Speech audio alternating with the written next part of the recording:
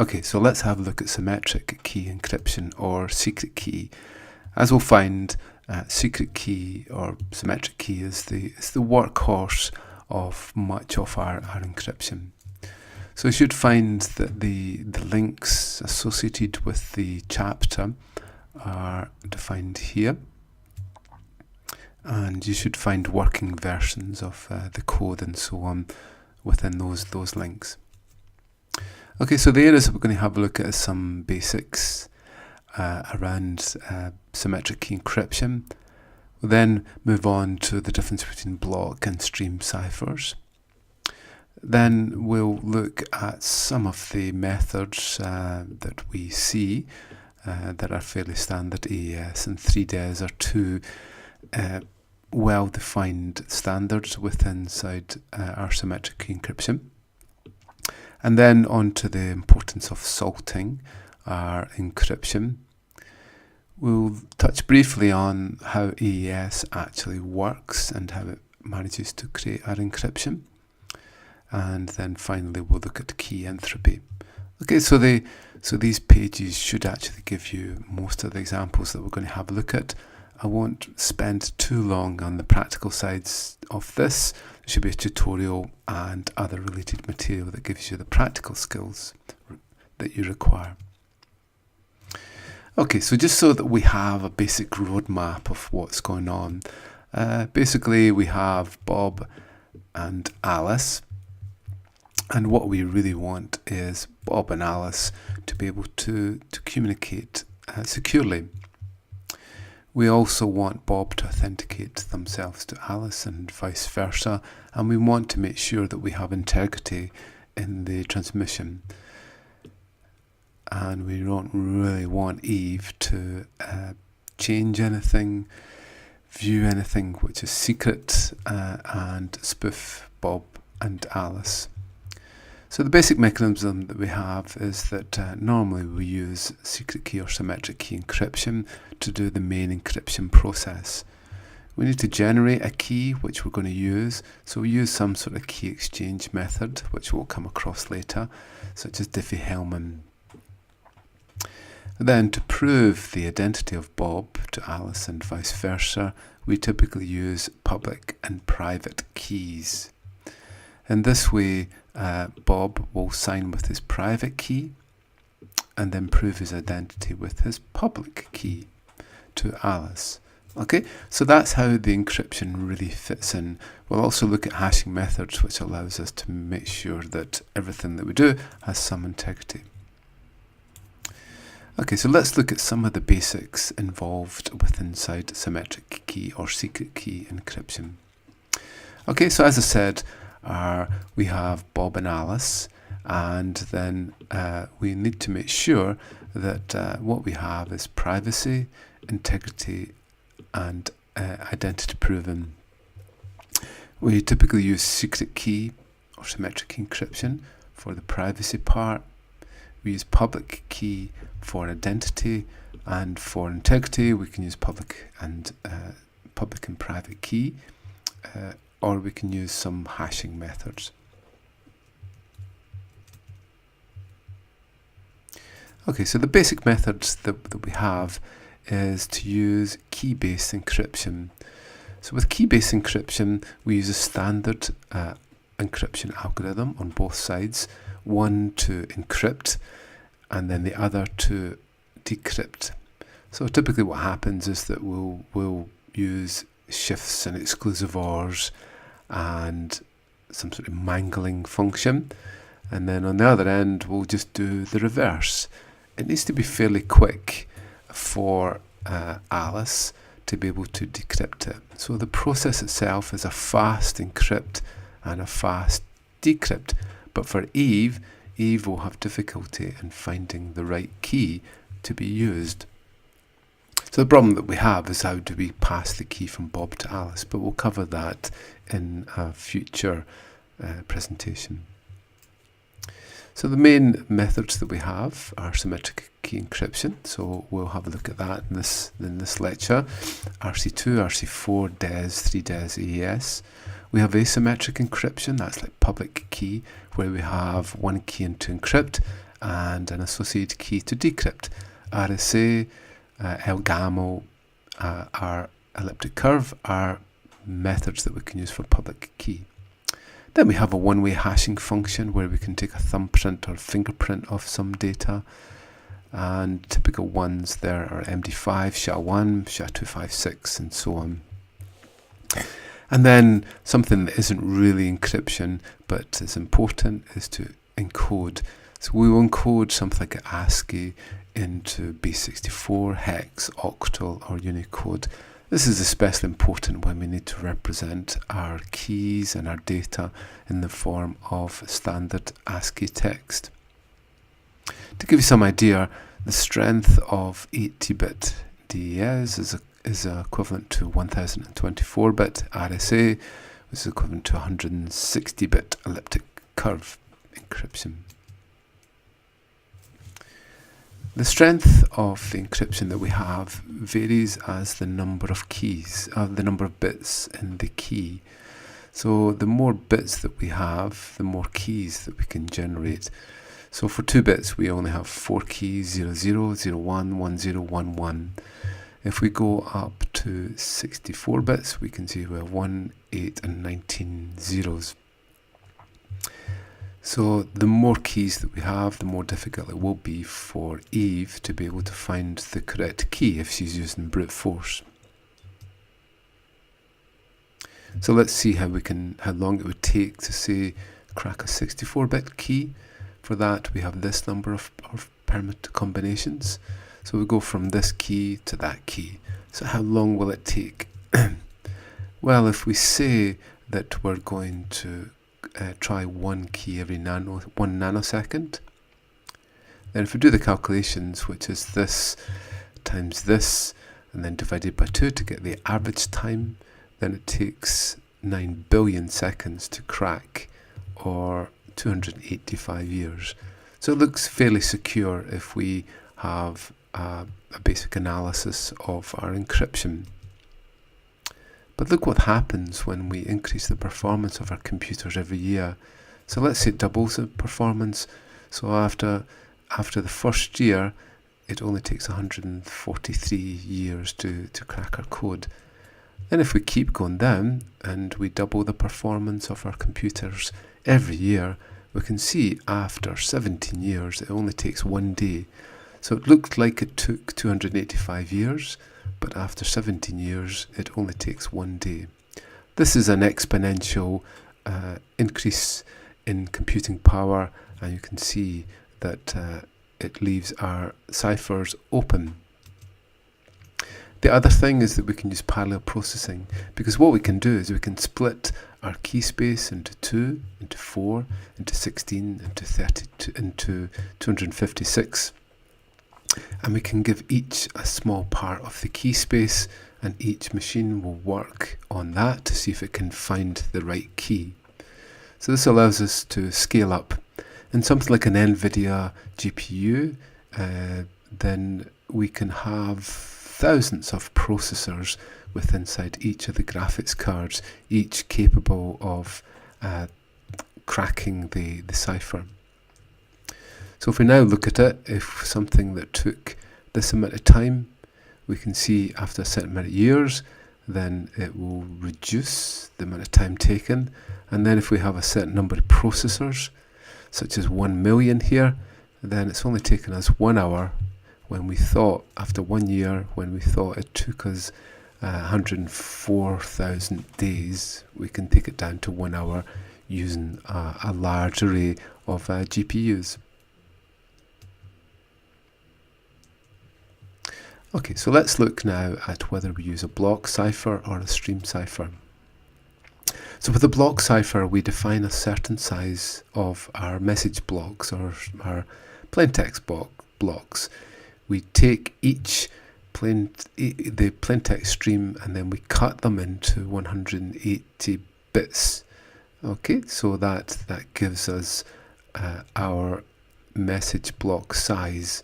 So each one goes in, and then obviously at the end we might have a bit missing. So we use what's called padding in the last message block. We then take our secret key and we encrypt to create a cipher block, and then we chunk them all together and we send them off. The other type of method that we have is what's called a stream cipher.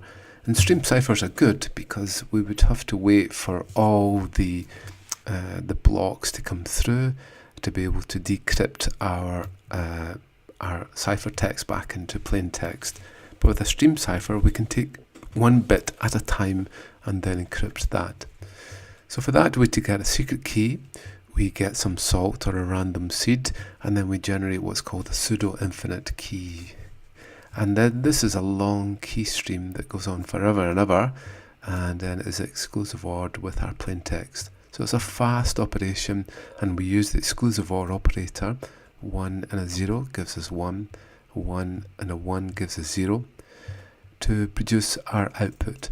On the other end, all we have to do is to be able to create the same key, the same IV, and then we'll create the same key generation, and we take our cipher text, our cipher stream, and then our key, and then we get back the plain text. Nice and simple. So there should be some examples of RC4 here, hopefully. The one thing with RC4 is that we need to send the IV value, the initialization vector, or the random seed, with our salt, with our cipher, to be able to recover the stream again. Okay, so RC4 is a typical example.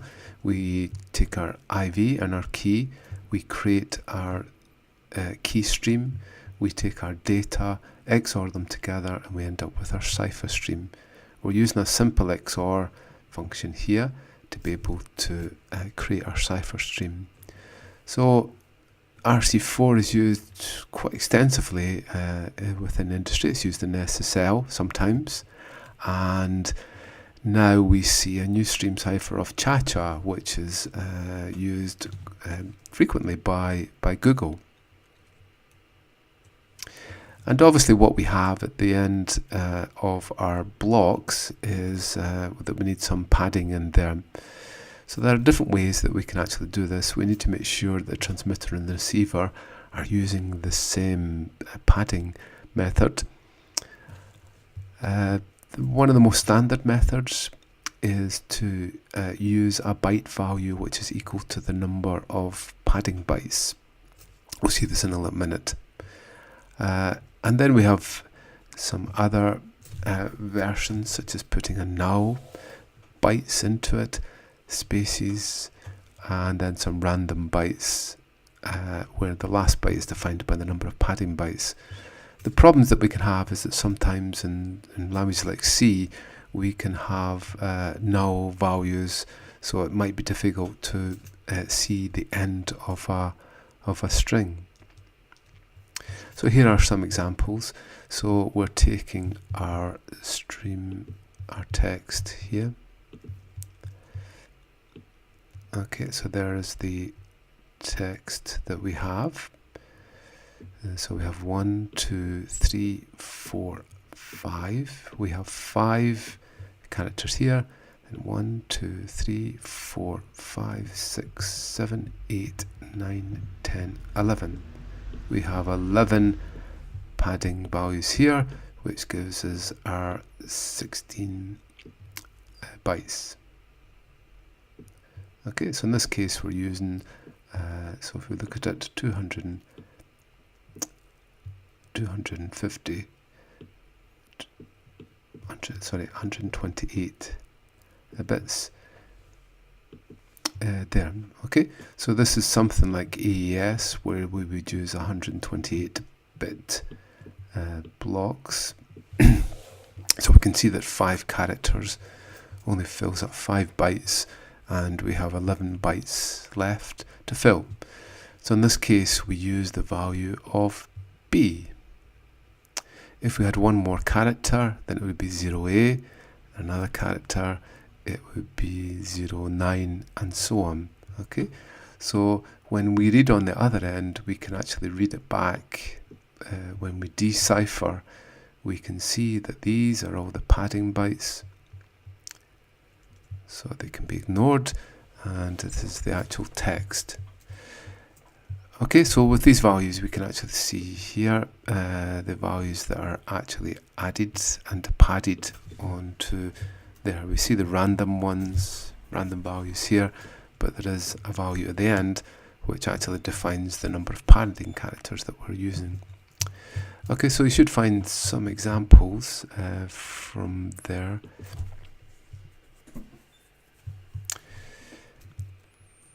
Okay, so we'll just try a little example here. And if we go for hello 1, 2, 3, we can see each time the cipher is changing. And then eventually we'll get to the end. So there's only 3 to go now. And then we should see it jump. There it goes. Okay, so we can see here there are 16 padding bytes, and that should now go down to F, and so on. Okay, so you can actually see from a block cipher roughly how many characters that we have by the actual length of the cipher block from there. Okay, so you can see what we've done here. We've encrypted, and then when we get the values back, the padding is actually taken off there.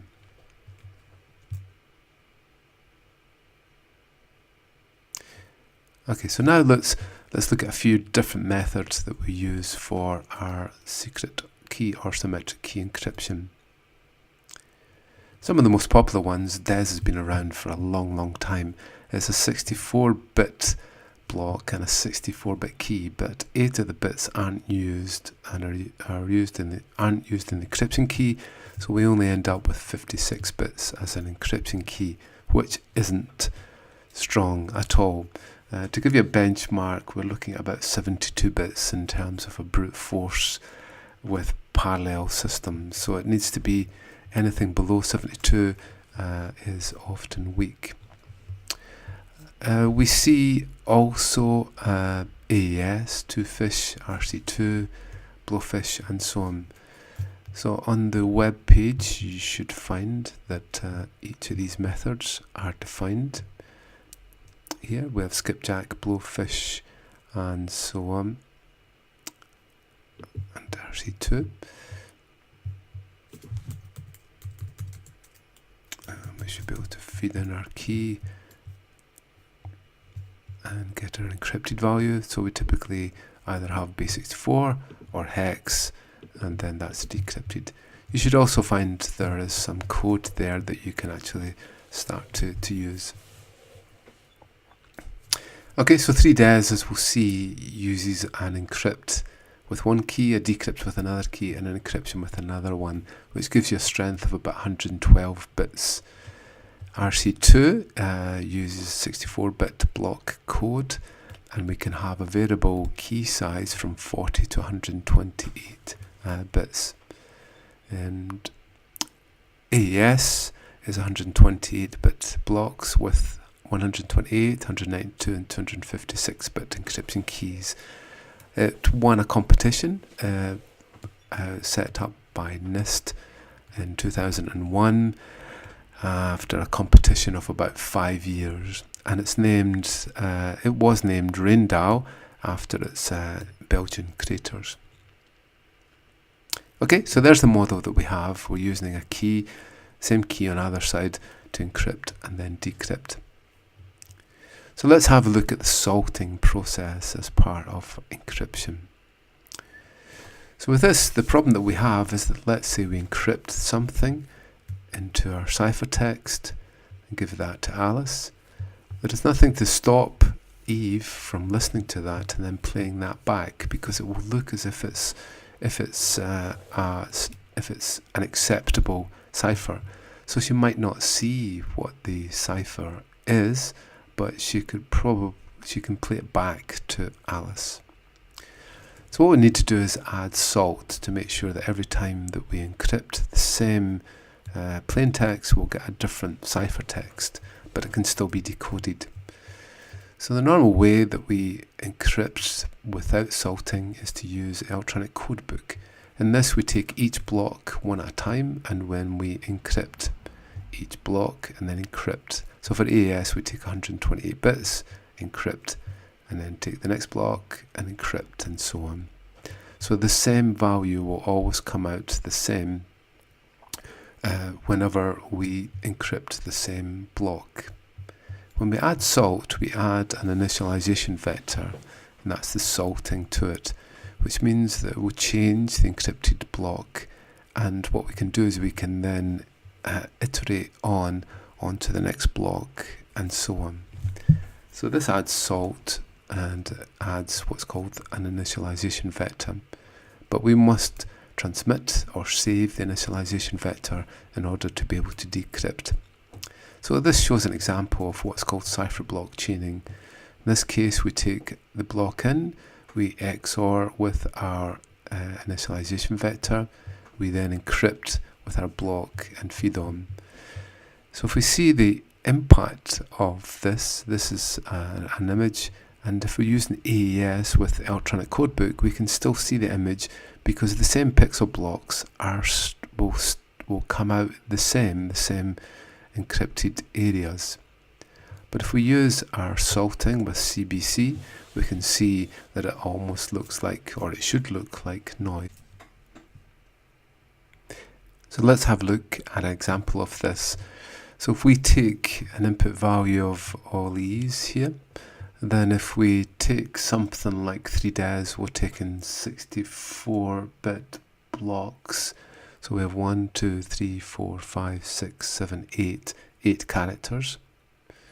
So if we just use electronic codebook, we can see that when we use this key here, then this is the cipher that we get, and then for the next block we get the same cipher. So if we look at our blocks here, so we will see it repeats.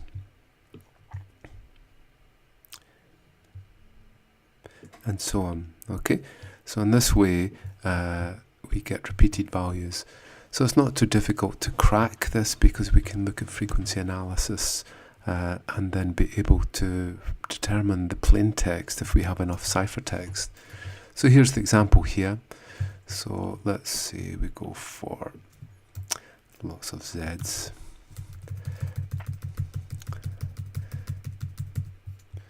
Go for a key. Then we can see here that we are repeating from there on. Okay, so electronic codebook really is a very weak method. So if we use CBC and we take A, B, C, D, E, A, B, sorry, go to 0, 1, 2, 3, 4, 5, 6, 7 as our IV. So in this case we can see now that we shouldn't repeat because we've used our IV. Okay, so CBC allows us to make sure that when we create a new IV, we create a new cipher stream. Oops. So as long as we can create a random value for our IV, then and we transmit the IV with the cipher stream, then we should be able to decrypt it at the other end. Okay, so that's CBC. There are other methods which are defined in the book. So let's have a look at an example of how these things, how symmetric key encryption operates. So AES is a standard method. As we said, we take 128-bit blocks at a time. We then take parts of the key, so we take 32 bits of the key at a time, and then we then use what's called an S box. So with the S box, we do a lookup So if our input value is A1, that ends up as 32. So you see that all the values are possible from 00 to FF. So this does a basic scramble. So the S box is this lookup. We then do some shifts of our rows. We mix the columns up, and then we add in the key again. That then goes on to the next round, and we do the same. We have our S box, we do some shifting of the rows, mix the columns, and then add the key on again. So that goes right through until we get to the last round, where we produce our output cipher. On the other end, we basically do the inverse. We add our key around, shift the rows, go into our reverse X box. So for A1 we had 32, and then for 32 we have A1. Okay, so this does the inverse of our S box there. Go back up, and that's how it's actually completed for each of the blocks. For 3DES we want to keep compatibility with the original DES. So we encrypt with one key, decrypt with another, and then encrypt with another. So if we take our plain text, then we encrypt with key 1, and then we encrypt that with key 2, and then we encrypt again with key 1. The reason that we do this is that if we make key 1 equal to key 2, then actually we null involve this stage here. So all we really do is make one encryption process. So a 3DES operation can actually act as DES if we need it. Finally, let's look at key entropy, because you can have amazing long keys, but actually the encryption is compromised because of key entropy. So key entropy gives us an idea of the real key length that we're actually using. So with this, we actually define, if we have a number, let's say we generate our encryption keys from a passphrase. So we could have a number of passphrases, and we can work out the equivalent length of key by taking the log to the base 2 of the number of phrases. If you don't have a log to the base 2 key on your calculator, it's just basically to the log 10 divided by log 10 of 2. So you should have a log 10 on your calculator. So if we use, say, a password, if we use an 8-character password with 26 letters of the alphabet, we get 2 to the power of 26 different phrases, and then we can work out that that is equivalent to 78 bits. So if we look at some of the definitions that we have, if we use from 0 to 9 as a password, then we can have 10 possible characters, and then for 8 bits we have, for 8 characters we have 8 to the power of 10, which gives us this. We can work out 30 bits. Then if we have lowercase, we have 26 characters, which gives us that number of passwords for an 8-character password. That gives us 78, as we've defined here. Now if we go for upper and lowercase, we have 52. This gives us 156. And then for numbers 2, takes us to 186. And then finally, if we have some other characters in there, it takes us to 204 bits of entropy.